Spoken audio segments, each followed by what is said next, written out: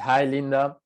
I would like to ask you some questions about the GLP to help other students to get a guide and understand what is it about.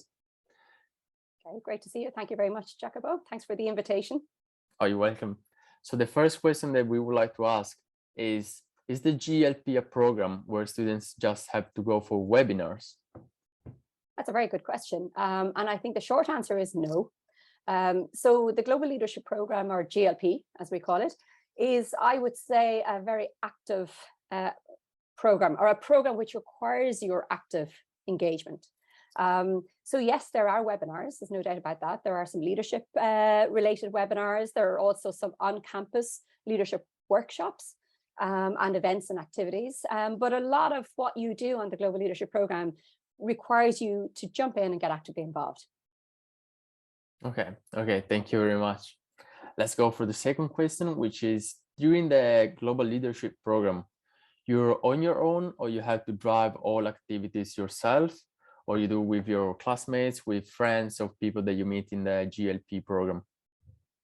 Yeah, so I guess the answer is it's a combination of those. Okay, so there are some activities that you may very well do on your own. So maybe you will attend, a leadership webinar from the comfort of your own home, for example. But I would say the vast majority of the activities, though, you would probably engage in those with other people. So it could be your classmates from your own MSc, or it could be, more often than not, students from other master's programs in the Smurfit school. So I suppose one of the key things on the program is the idea of collaboration or collaborative learning. Just to give you an example, many of our students will get involved in fundraising for a charity as one activity, and you don't have to do that, but that's just an example. And yes, you can do that on your own, but actually it's probably a more enjoyable thing to do with other students. So why not get together with your peers, your fellow classmates, and come up with an idea, okay, for fundraising, as an example, but it could be something totally different. And why not work together? Why not draw on each other's strengths to actually make something happen? So it's better to do that, I think, with 2 or 3 or 5 or 6 other people rather than on your own. So team up with your friends and brainstorm with ideas. I think so. So brainstorm in terms of ideas, but also then work together as a team to actually execute the idea. Okay. Again, maybe to give you another example. So this year, quite a few students organized for an industry speaker, a guest speaker, to come in and give a guest session, either to the class, or perhaps in many cases, it was open to all students in the Smurfit school. And I think it's great if you can work with a few other people in your program or beyond your program to actually make that happen. It just makes life easier for you and for everybody else. And the idea generation, but also in actually making it happen at the end of the day.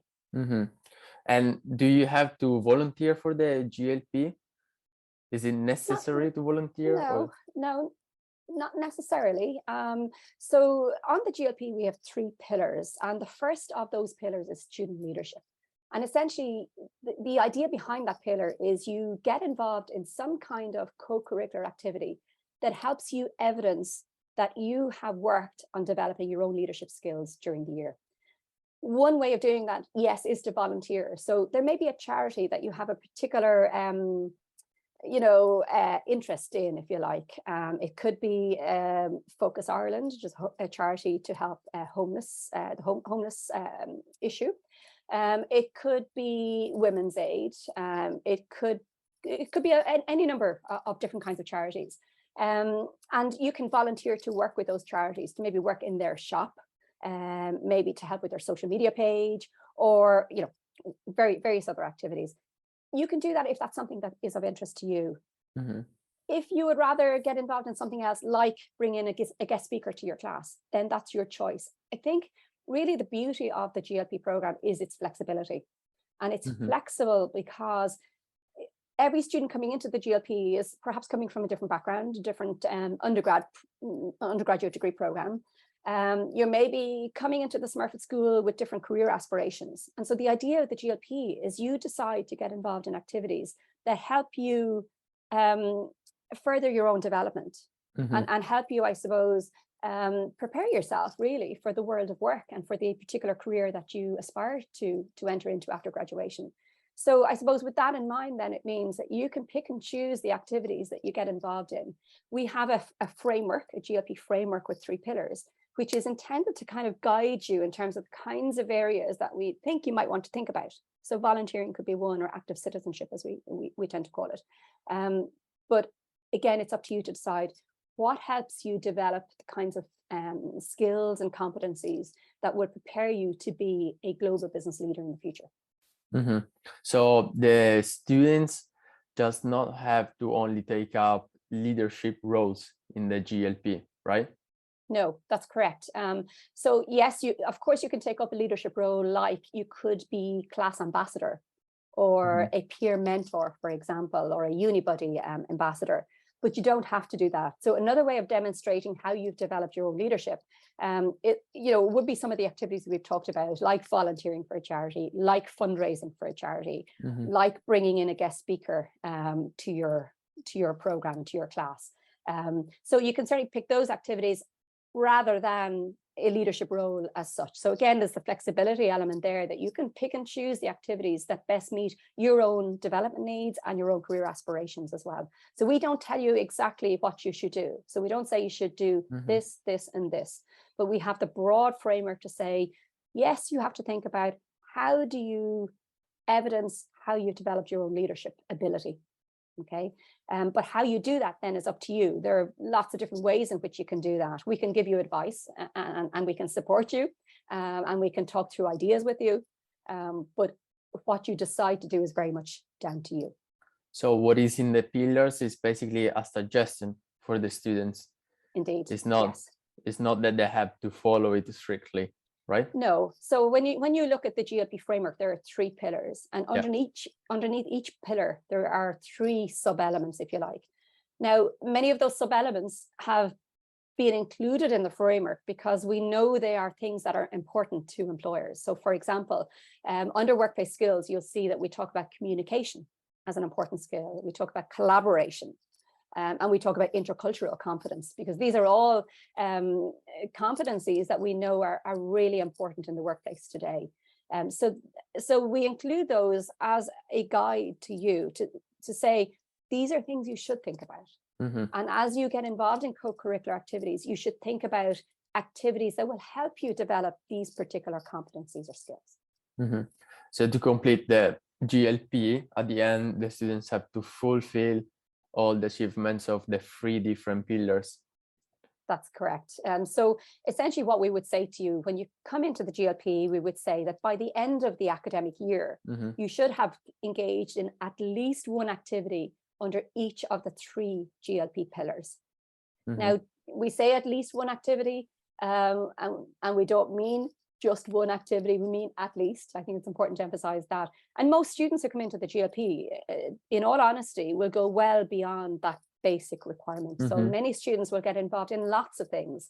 They may spend a lot of time in the autumn term on the student leadership pillar, for example.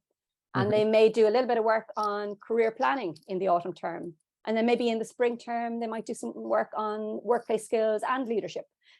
So again, the pillars are there, but there's flexibility in terms of what you do, but also in terms of when you need to do it. So you have a full academic year to meet the requirements of that minimum of one activity in each pillar. So what I understand is that the students have to demonstrate also their planning skills, because they have to schedule their things to do during the whole year, right? I think that's a very good point. In fact, as part of the program, yes, you do develop planning skills, you develop time management skills. You really have to manage yourself, because the requirement in terms of how many activities and how many pillars you have to engage in is very clear from the start. And the deadlines are very clear in terms of what you have to deliver as part of the program, So in January, you submit a progress report, which tells us what you did between September and January. Then you have another deadline in April, which is tell us what you did between January and April. So what co-curricular activities were you involved in? And then your final report is due around the middle of June. So that's telling us about what you've learned as part of the Global Leadership Program. So how have you developed different leadership competencies throughout the year as a result of all of the activities you've been involved in? So so that does require you to really manage your time, because bearing in mind, you're doing an MSc or a Yeah, Master of exactly. Accounting at the same times, and you have lots of deadlines for that program. So you have to kind of manage your time, I think, very, very carefully. So these reports at the final of the trimesters basically help the students to understand what they have done, what they achieved during the trimester, right?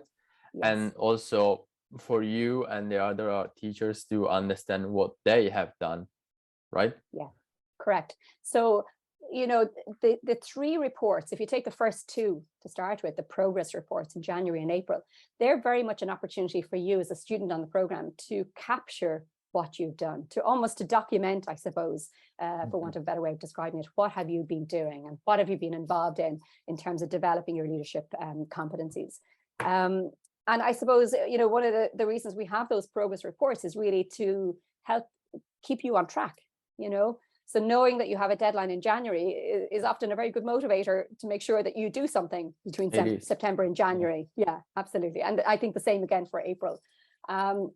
And then, you know, the last report really is an opportunity at the end of the academic year for you to take a step back and look at the journey you've been on, you know, and look at where you've come from in terms of your own development, in terms of your confidence and so forth, in terms of how prepared you are now for the workplace and how you have developed, you know, on a range of different leadership competencies. So, you know, it's a nice moment of reflection, I think, to step back and almost pat yourself on the back in terms of the, you know, the journey you've been on and what you've gained from your time in the Smurfit School as well.